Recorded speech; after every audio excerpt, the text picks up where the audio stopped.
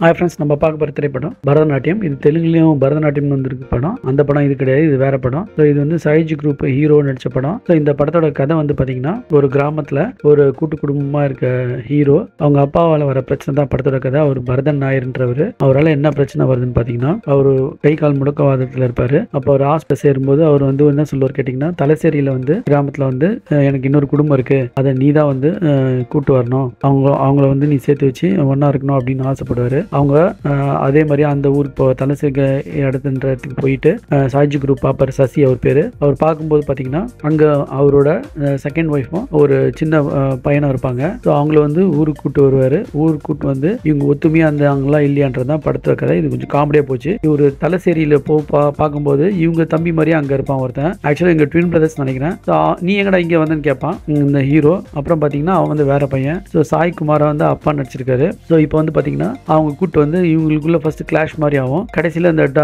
வீட்டு பத்திரத்துக்காக தான் இருந்தீங்களான்னு கேட்பாங்க. இல்லை, நான் அதுக்காக இல்லை. அந்த செகண்ட் ஒய்ஃப் வந்து நான் வந்து கிளம்பி போயிடும், நம்ம சசி சொன்னதால் தான் நான் வந்தேன், நான் கிளம்பி போறேன்னுவாங்க. அப்புறம் அவங்க அந்த முதல் ஒய்ஃப் எடுத்த முடிவு தான் இந்த படத்தோட கதை. முதல் ஒய்ஃப் வந்து சரஸ்வதினு பேர் வச்சுப்பாங்க. இந்த செகண்ட் ஒய்ஃப் வந்து ருக்மணின்னு பேர் வச்சுப்பாங்க. ஸோ இவங்க ரெண்டு பேருக்குள்ள ஒத்துமையாக இருந்தாங்களா இல்லையான்னு தான் படத்தோட கிளைமேக்ஸ்.